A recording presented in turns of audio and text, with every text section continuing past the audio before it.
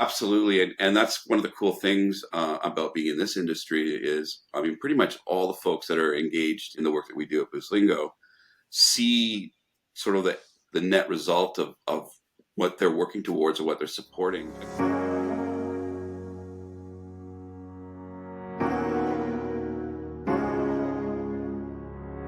Welcome to the People Powered Solutions podcast. In this show, you'll gain expert advice and tips on building a thriving workplace culture with happy employees. I'm your host, Lorianne Duguay, and I'm thrilled to be spending this time with you today. Hello and welcome to another episode of People Powered Podcast. We are continuing our workplace culture secret sauce series today, folks. We welcome the co-founder of Boostlingo, who is going to share with our audience some of the different strategies and solutions that they've uncovered to create a work environment where people feel seen, heard, and valued. Welcome, Dieter Runge. Thank you, Lori. It's great to be here. Awesome. So let's get right to this. Before we deep dive into the actual culture side of things, how about you share with our audience a bit more about how Dieter got to doing what Dieter does today? Yeah, absolutely. Well, it was a long time ago in a galaxy far. So I have been in the language industry a while. Previous to starting Boostlingo, I'd already been in the localization and globalization industry in one shape or another for about 10, 12 years. I think about 12 years now before we started Boostlingo. And I spent a lot of time working in various capacities in the language industry, language technology, language services. And the one area of the language business that was always a big challenge seemed to be the interpreting space. At least from my perspective, it was. And it seemed to be lorded over by a small group of organizations and folks that forced everybody to use their technology and their interpreters and whatnot. And I just felt that there was a better way to do it, some way to democratize it a little bit. And the one thing that one truth that I've always sort of held on to is that language access is a huge quality of life value. When you can communicate, you can get a lot of things done. When you can communicate situations that may be stressful or urgent or important, suddenly there's an ability to make that situation better. And even if it's incremental, access to language support is vital and crucial. So how could we do it in a better way? And how could we make it a little bit more pervasive and distribute a technology to interpreters and to end users so that they could communicate better? And that was sort of what I had covered during the time that what I looked at during the time that I was working in the localization industry was, okay, what about the spoken word? How can we do this differently? So it all kind of led up to forming the idea for our company. Okay. And can you share with our audience a bit more about the company and what are the services that you do offer? Yeah, absolutely. So we're a SaaS platform. So we're software as a service, a platform that provides on-demand remote interpreting solutions, which you can access either through the browser on the web or on a mobile device. Again, it's device agnostic. Wherever you can use analog landlines as well. Basically bringing remote interpreting services to people wherever they are on whatever device that they're using. In addition to that, it's a scheduling platform. So if you're doing live on-site interpreting, it allows language service providers, companies, organizations to schedule and plan and effectively run their interpreting business end to end in terms of either scheduling a remote interpreting session or a live interpreter on site. And then in addition to that, we have what's known as remote simultaneous interpreting, which supports events. So let's say, I'm here speaking to you and you need this to be interpreted into 5, 11, 150 languages. We can support a remote interpreting session or a live session where what I'm saying as the speaker is actually interpreted in real time simultaneously as I'm saying things. So pretty much the minute I say something, a second later, it's being interpreted at that conference or that event. And we support that obviously with a network of, I think we're over 17,000 interpreters globally in our network, which I think at this moment may be one of the largest, if not the largest, network of interpreters. Took us a while to get there.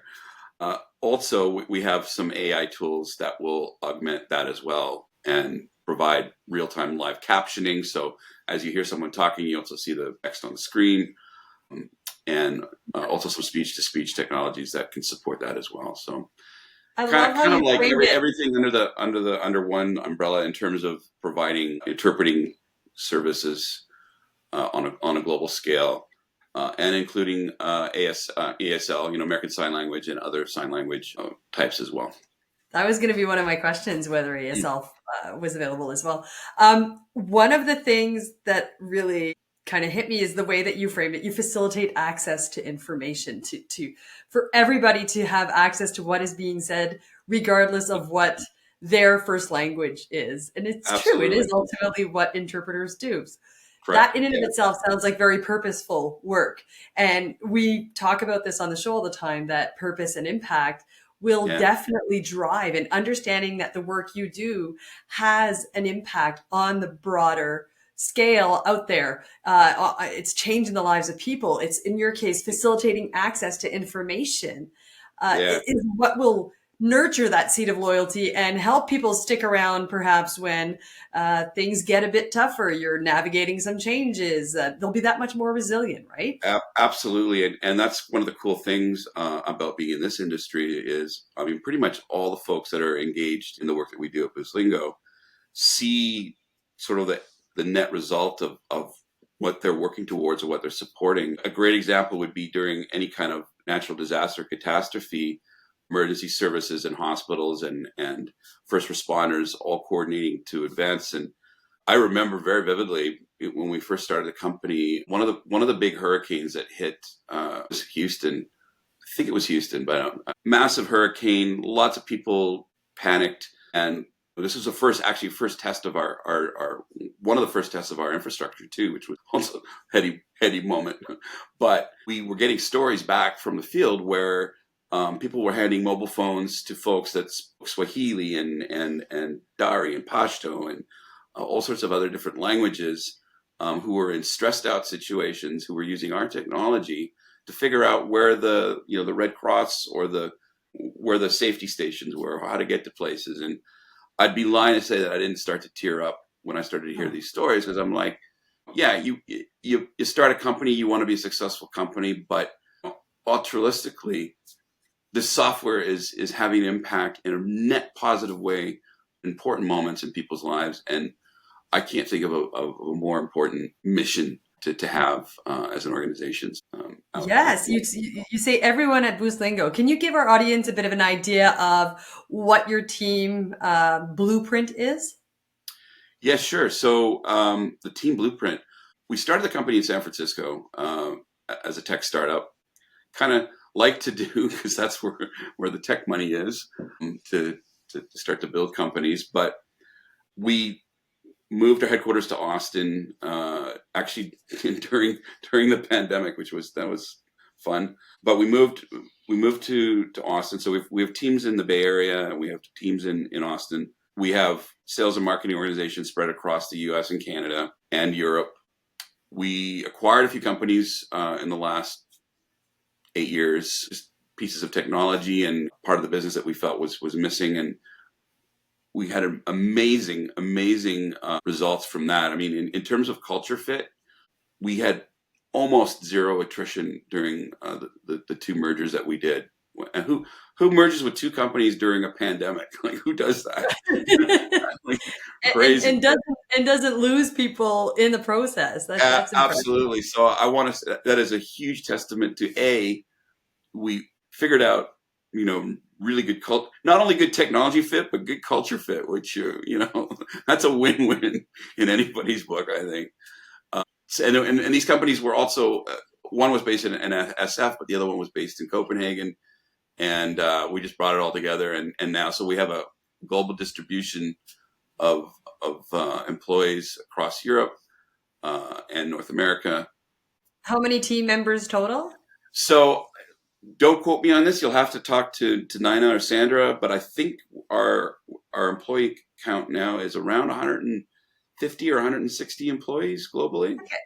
So 160 employees, 100% virtual across, 100%. Is it 100% virtual? No, well, so You have yes and no. offices. We have offices in San Francisco and in Austin and in Copenhagen. Obviously, during the pandemic, we weren't, early days of the pandemic, nobody was allowed to go to any office. So we transitioned to listen, you can go in the office if you want to, but you're not required to do that. A lot of people love to go into offices. Some people love to work from home. We don't really are okay with either scenario. I will say this, in our headquarters in Austin, I think a lot of folks like to go into the office there. It's a pretty nice office. I would go regularly if I was there. San Francisco is a work share space, so folks can use that, hotel desks, what have you. And Copenhagen, we have offices as well, and in Dublin, we have offices. A blend of both in person as well as hybrid, approximately, in the 100, say. Hybrid's a great word for it. Yeah. Perfect. Yeah. You talked about culture fit and how, post-merger that you still had, not merger, but when you acquired these companies, you didn't lose anyone. Yeah. Did you consider culture when you were shopping around for companies? We absolutely did. And we actually hired a culture expert to, just like a consultant to come in and see where there might be areas that we need. You want to be mindful. It's obviously it can be a little overwhelming and stressful for any company to say, okay, now we're joining this other company, and what's going to happen to my job, and what's going to happen to me, and how does this look moving forward? Definitely had someone consulting with us to make sure that nothing slips through the cracks in terms of messaging and all of that. But I'll say this: I had a relationship with both companies, personal relationship with leadership at both companies for years. We used to joke all the time. We'd go to conferences and be like, "You should buy us next year." No, you should buy us next year. And, you knew what you were getting into. We did. So we already had some natural camaraderie with, at least with some of the senior leadership teams, but certainly with the folks we got to know over time, and so there was some of that, and I think that kind of trickled down a little bit during the merger. So yeah, it was also important to us because the whole reason you're merging with a company is because you see a unified opportunity to do something bigger and better, and you want everybody to be a part of that, right? So I always go into that with that mindset. I 100% agree. Can you share with us a bit more about what are some of the initiatives or things that Boostlingo does to ensure that they are in fact creating this kind of highly engaging work environment? Very early on in our organization, we decided to make sure that we put programs in place as we grew, that we would be able to address DEIB principles, and then we formalized that. So, and it all it all wraps around. We have sort of our core principles that really kind of drive where we're going to head with the company in all instances, in all circumstances, and it's really at the heart of the different initiatives we have inside. We have employee resource groups that we've put together. We have a full DEIB program in place. Which, stay tuned, folks, we're going to do an entire episode just on that program with one of Dieter's team members. Yeah, absolutely. Maybe I should list out sort of our core principles, and that will tell you sort of what kind of company we are, right? We have four core principles that we like to adhere to, and we really, really believe in. The first one is be bold, be humble. So appreciate that every voice in Boostlingo matters, and that we want to hear your voice, while remaining humble, understanding that no person in the company is more important than the next one. but just, to be bold, but also remain humble. The next one is be inclusive, to create and contribute to an environment that everyone, and I mean everyone, can feel welcomed, supported, respected, and valued. Very, very important. Be included and belonging. I mean, that's the B in the DEIB is just so important. And I'm glad that it was added to that acronym, because it really is the one of the 4 pillars, right? Absolutely. Then we have a no hide and go seek principle, which is make yourself accessible to your colleagues. Look for what you need. Go get what you need. Ask others for help, and bring that sort of attitude as well into every day as well. And man, I see this manifested all the time. We on our Slack channels. I just drop in. I try not to be creepy about it, but I like to lurk on a few Slack channels once in a while and just see people.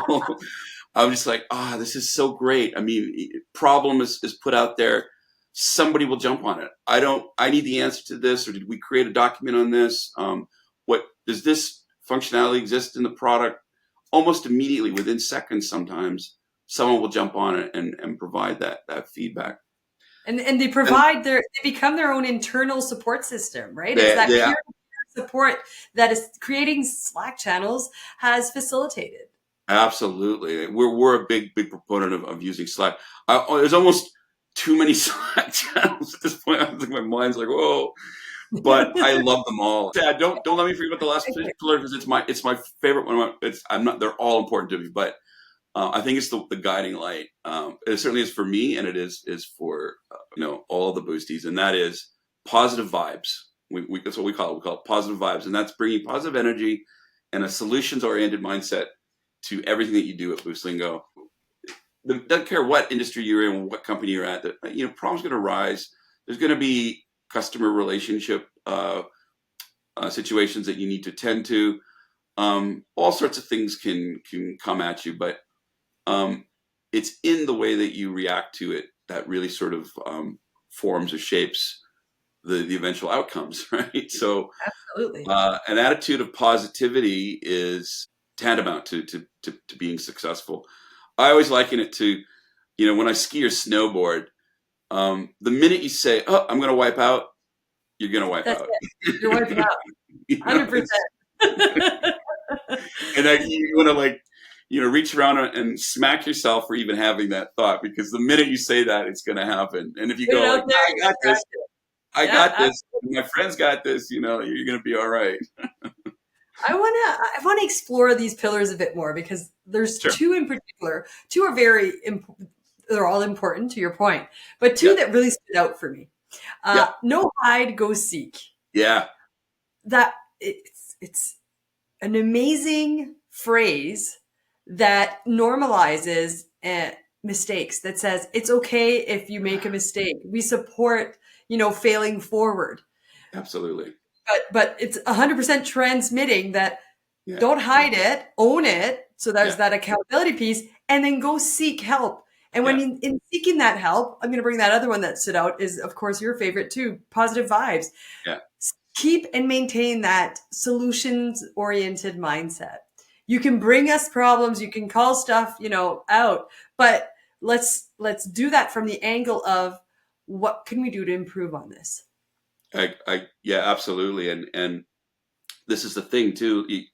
The worst thing that can happen is to be, operating in a siloed capacity where people are, and this happens a lot in the tech sector for sure. Like, you get a project that you just heads down on, and you've got to poke your head out once in a while, because, you may have some uncertainty about if what you're, the way that you're doing it, or what you're thinking about doing.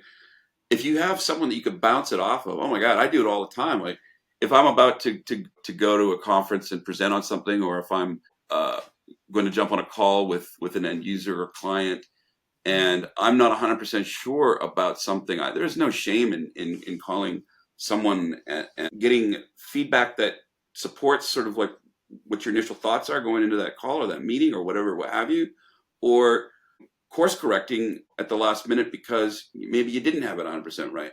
And there's Absolutely. a lot, man. We live in accelerated times. Like there's a lot of things going on left and right.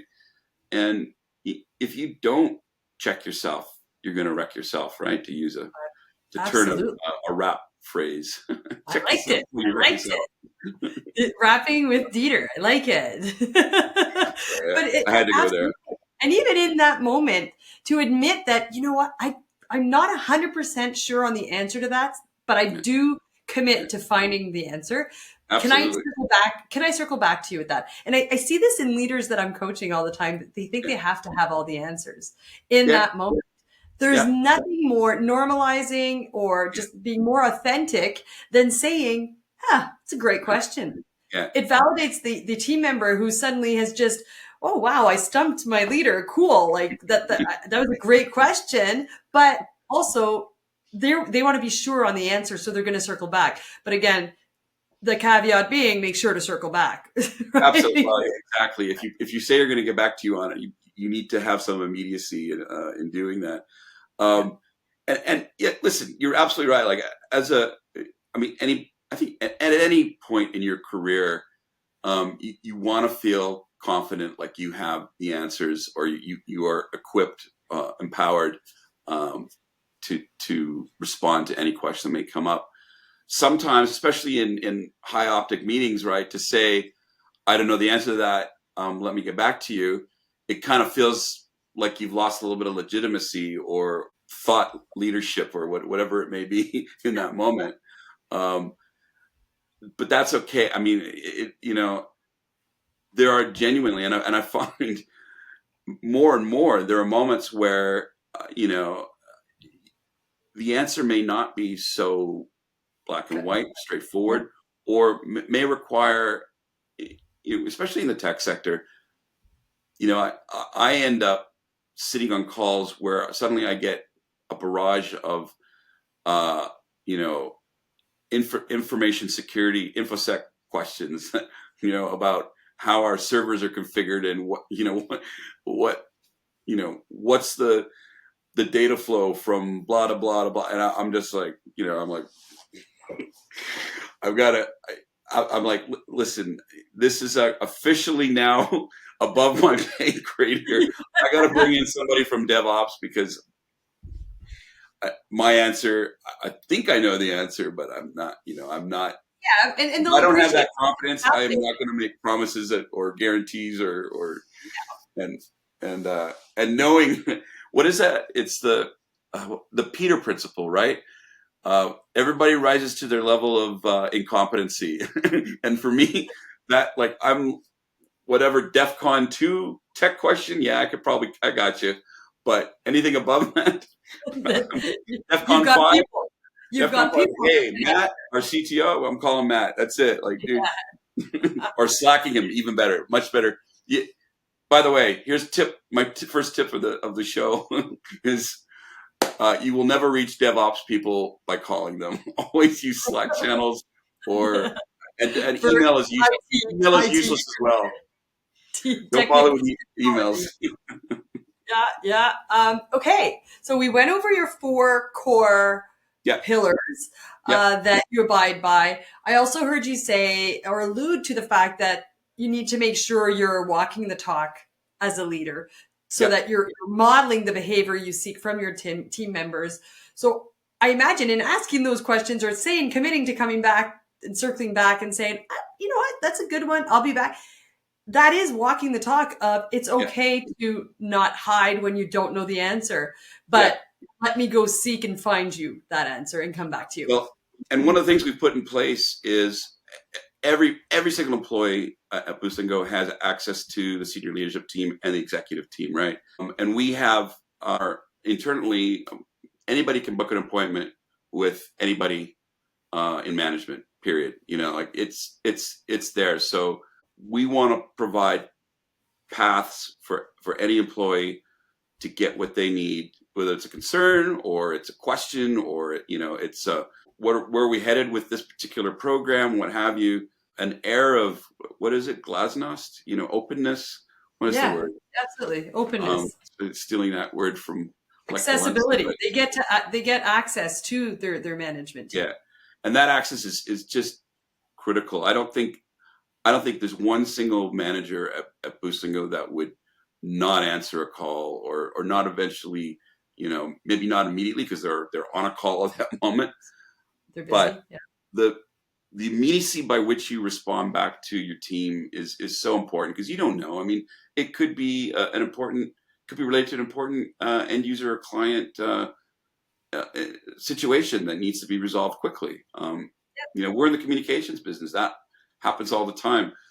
Yeah. Where our performance, our KPIs are based on uptime and quality of the communications and quality of the interpretation session. So it's important, and you never know. Absolutely. You never know what's coming down the pike. So, Absolutely.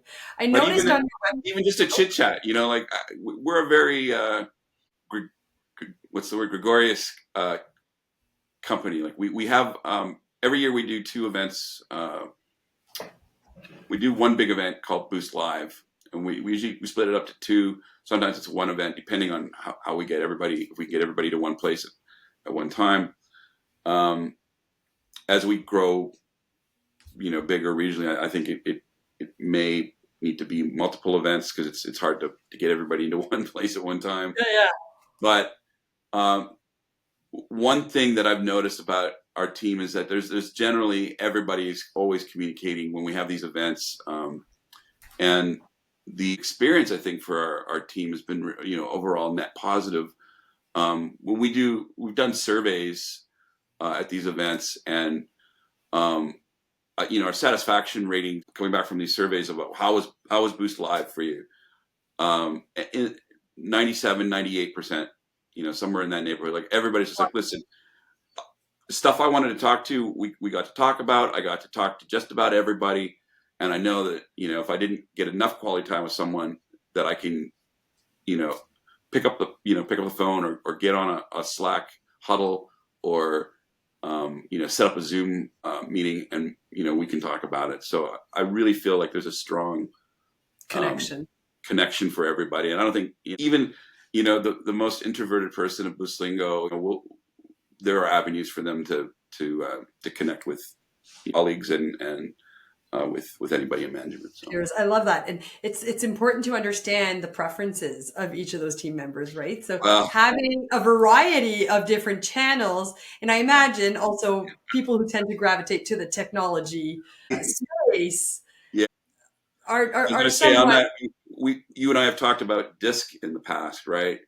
less. And we did at each the last Boost Live events, we had everybody fill out a what are a survey, like to figure out what everybody was. And I'll say this: I think if you'll have to check with Sandra and Nina on this again, but I think overwhelmingly the biggest contingency at Boostlingo are eyes. I'm an eye right in the middle. Whenever that, like, there's a lot of eyes, a good amount of D's. There's a few S's, and there's a really small contingency of C's, and we need to hire more C's. Wow. Okay. Yeah. Yeah. But it was interesting. And then we broke everybody out into tables. We had all the D's at one table and the I's at one table and the C's at one table and the S's at well, no, so the S's at one table and the one C at the table. I think there were two C's actually, but anyways, and then had them talk about what they liked and didn't like. We do an exercise called it's called the four L's. Um, every year, which is basically, what did you love, what did you learn this year, what do you loathe, and what do you long for? And it's a fun exercise because it really like, and our team is not shy. They will put it out there. They will tell you. But Exactly what it is. it's really cool because it really sort of takes the temperature, in the room of the team, Absolutely. and allows us to look at, okay, so these programs are working. These ones are, people could take it or leave it, I guess. And these are things that people, learned and really sort of absorbed. And the long for is like, these are the things that, we need to look at implementing in some shape or To the form. future. What I love about that is it's about gathering that valuable data. Yeah, It's that data that you can then compile, analyze, and do something about.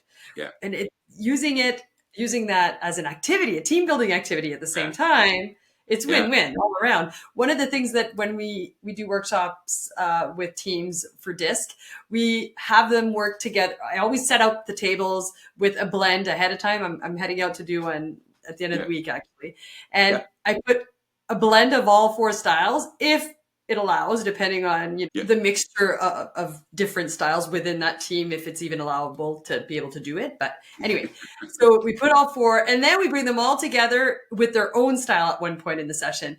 And they have to come up with a day in the life of their style. So it's Yeah. really about educating and in creating awareness That's for so their fun. peers to Yeah, say, this is how we roll. This yeah, is this is the stuff that really stresses us out at work. yeah, This is the stuff that yeah, totally energizes us. yeah. And to work better with us, blah, blah, blah. And they have to fill in the Exactly. blanks and share those strategies, right? And it's hilarious the different experiences I've had with different groups. Our I styles, since you're an I, and Yeah, I'm an ID. I'm an yeah, ID, DI. I'm kind of yeah. right on the line, absolutely right on the line, right in the middle. So what I've seen with our eyes ones, Yeah. we're like 15 minutes into the activity. I'm like, guys, it's blank. What are you doing? How come you haven't filled it out yet? Like, you guys, Stop. this is my 10-minute warning. Come on, And guys. they're like, Shut we're up and just get going the to work wing done. it. We're just going to wing it. Yeah. You don't really need to write it down. We're just going to Gotcha. wing it. And then Got it. my Yeah. C styles I've had come to me and say, can we get another paper? With a definite annoyance kind of in the voice. Like, clearly you failed to calculate that we might need another paper. Like, you hadn't planned for that because Yeah. failure can be avoided with proper planning, right? And then I've had my Ds come up with my D styles, have entire posters made of pictures. And I'm like, why pictures, Yeah. guys? They're like, Yeah. because less is best with us. Cut to the That's chase. right. A picture says it in a Yeah. lot less words. We're efficient, if anything. Yeah, exactly. I love I that think exercise. a fun part of that too is doing that exercise, seeing people like self identify in one of those buckets, right? And then you look around, you're like, wow, you're like Nikolai's a D. Wow, okay, that makes sense, like, Yes, once they oh, understand that whole framework and how it works. now I know how to communicate with you. Yes. And the reason you were asking a ton of questions in a meeting isn't because you're questioning my competency. Yeah, I've clearly been feeding you information like completely opposite of what your preference is. yeah. So I need to restructure my messaging to make sure that it is speaking to your Well, particular style. I think the fun part of it too, right, is that there's some people that you're just like, I'm a D, yeah, duh. I can see that coming from a mile, right? But there's some folks where you're just like, wow, I would have never put you in this category, and that changes everything for me because now I understand that there's a better way to communicate with you, right? Absolutely. It's so Absolutely. great. And I got to put this disclaimer out there as a Wiley partner that there's no style that's better than another. We need all four styles on a team.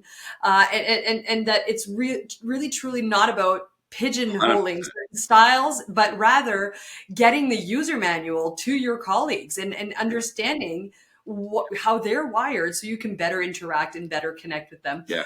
We are at time. Yeah. So before we I should leave, get warmed up.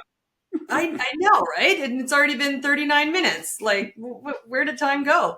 I wanted to maybe provide you the opportunity because I do know that you were, you did receive a Best Workplaces award. So I'd like for you to share with our audience really quickly, what is one thing from a culture perspective that you think helped you get that accolade? Well, okay. As a tech guy, I better throw out the tech answer to that, and that is there are tools out there that can help support you implement these initiatives internally better, faster, and won't name names of products, but there are tons of different platforms out there to support internal communication and employee resource group organizations. Take a look, do an inventory of what's out there, demo these things, deploy them, implement them. They will help you build great culture internally. And I can't think of money better spent than getting a couple of platforms in place within your organization to get on top of your corporate culture, of your company culture, and get your teams communicating better together. Incredible. Absolutely. Leveraging technology to help you do better for your people, to help get them connected, but also to take it off all of the leadership team's shoulders. Give them the tools they need Absolutely. as team members to take ownership of their working relationships, to showcase some of the great work they're doing, to get them connected, to be able to disseminate information, and everybody's getting the same information at the same time. Yeah, and to your point, Lori, a great way to gather that information so you can make informed decisions about, what's working and what isn't working. So. Oh, absolutely. That right there. Take the time to measure and to gather the data you need to make informed decisions, and to also strategically create initiatives that are responding to a true gap. Yeah, exactly. Thank you, Dieter. If people want to continue connecting with you, if people are suddenly interested and want to know more about the company and might be interested in applying, how do you suggest they connect with you?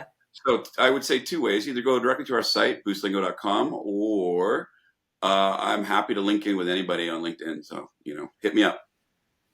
Hit him up. We will have all relevant links in the show notes. You're welcome to reference them and check them out. I do encourage you to do so. Thank you again for joining me, Dieter. Thank you as well. And it was great fun to talk about it. One of my favorite topics. Yes. And listeners, as I say every episode, I hope that you've appreciated all of the different strategies or information shared, but I need you to pick one thing, one action that you can start to do better today, and go do that. Well, folks, thanks for joining us for yet another enriching conversation. To hear more about today's guests, make sure to check out the links in the description of this episode. Want to continue the conversation? Then head on over to our social media platforms, all of which are also linked in the description, to keep it going. Finally, don't forget to subscribe to make sure you don't miss another valuable episode.